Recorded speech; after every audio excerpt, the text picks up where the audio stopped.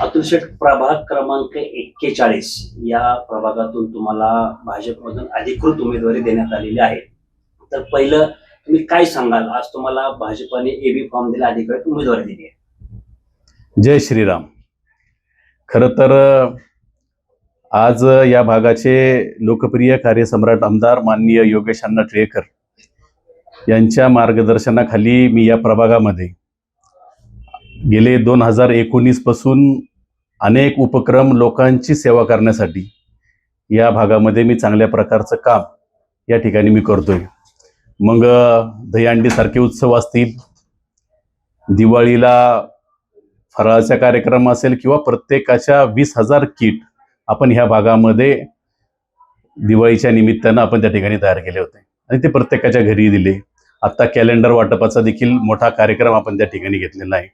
तसेच आत्ता गेल्याच महिन्यात ज्या दिवशी आपल्याकडे आचारसंहिता लागली त्या दिवशी मी 15, 16 आणि 17 महाकाल राजाचं दर्शन घेण्यासाठी 2,500 महिला आपल्या प्रभाग क्रमांक 41 मधून त्या ठिकाणी मी घेऊन गेलो आणि त्यांचा आशीर्वाद, महाकाल राजाचा आशीर्वाद घेऊन मी आज मला या ठिकाणी आमदार योगेश अण्णा टिळेकरांच्या नेतृत्वाखाली मला अधिकृत उमेदवारी या ठिकाणी मिळालेली आहे, असं मी आपल्याला या ठिकाणी जाहीरपणे सांगतो.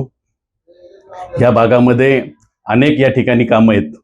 ह्या भागामध्ये गेले 25-30 वर्षापूर्वी हा भाग तसा महानगरपालिकेच्या समाविष्ट झालेला आहे, पण ह्या भागामध्ये जी काही कामं व्हायला पाहिजे होती ती कामं आता या भागाचे चांगल्या पद्धतीचा विकास होण्यासाठी, गतिमान पद्धतीचा विकास होण्यासाठी आणि ह्या भागात जे रखडलेले डीपी रोड आहेत, लोकांच्या हितासाठी जो काय काम करता येईल ते काम करण्याचा मी या ठिकाणी आणि या भागातील लोकांना न्याय देण्याचं काम माझ्या रूपानं या ठिकाणी मी करन, एवढं देखील मी या ठिकाणी सांगतो.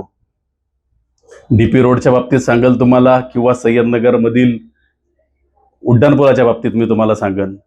अनेक वर्ष ही जी कामं आहेत किंवा पाण्याची समस्या देखील माझ्या भागामध्ये खूप मोठी या ठिकाणी आहे.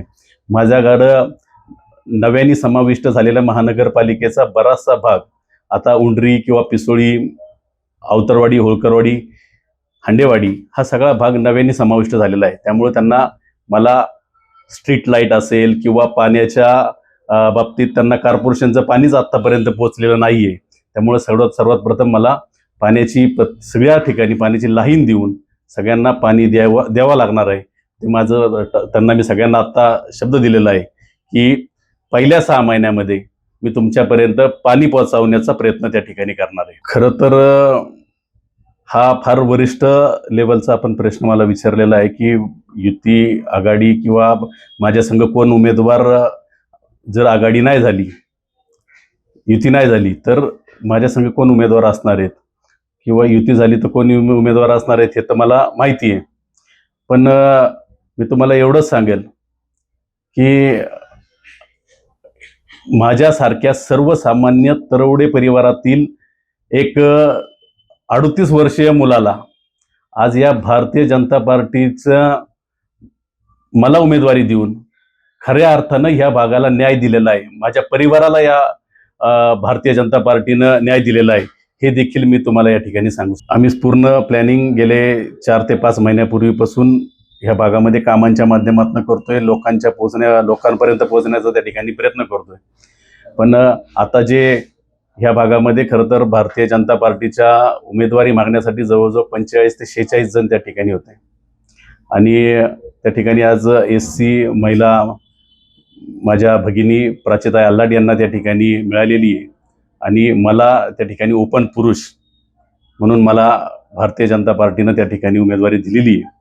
आणि ह्या उमेदवारी दिल्यानंतरनं जे काही 40-45 जण आहेत, मी त्यांच्या सगळ्यांच्या पाया पडून, सगळ्यांचा आशीर्वाद घेऊन, सगळ्यांना विचारात घेऊन ह्या भागाचा चांगला विकास करेन, एवढंच मी या ठिकाणी तुम्हाला त्या निमित्तानं सांगत. आपण सांगितल्याप्रमाणे आपल्या सगळ्यांना माहिती आहे, केंद्रात भारतीय जनता पार्टीची सत्ता आहे, राज्यात देखील महायुतीची सत्ता आहे. पुणे महानगरपालिकेत भारतीय जनता पार्टीचे महापौर बसल्यानं माझ्यासारख्या नवीन कार्यकर्त्याला ह्या भागाला पाहिजे तितका निधी मी मागितल्यानं हा भाग नवीन जोडल्यानं ह्या भागामध्ये कमीत कमी जास्तीत जास्त कामं करता येतील अशा पद्धतीचा न्याय किंवा ह्या भागात जास्तीत जास्त निधी दिल्यानं ह्या भागाचा जास्तीत जास्त डेव्हलप होईल. आणि तो निधी कसा खेचून आणायचा किंवा त्यासाठी मला काय करावं लागेल ते मी अतिशय चांगल्या पद्धतीने काम करू शकतो.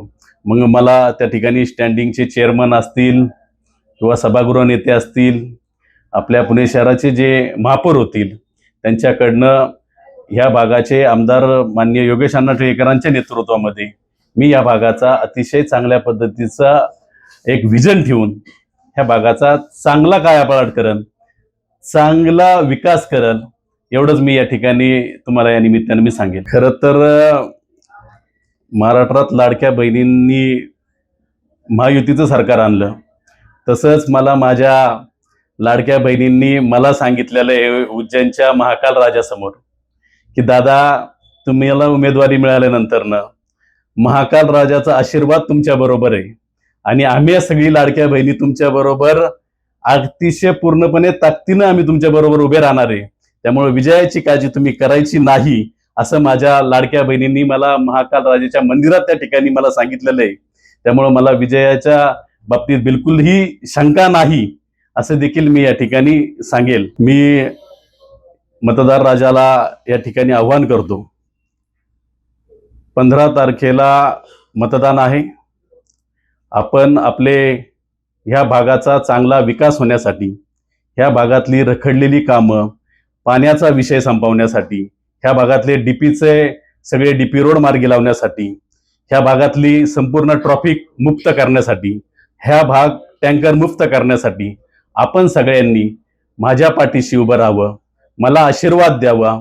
आपण नक्कीच या भागाचा चांगला आणि स्वच्छ भाग या ठिकाणी करू आणि आपण चांगला विकास तुमच्या समोर मी या ठिकाणी आणेल, एवढंच मी या ठिकाणी आपल्याला आव्हान करतो.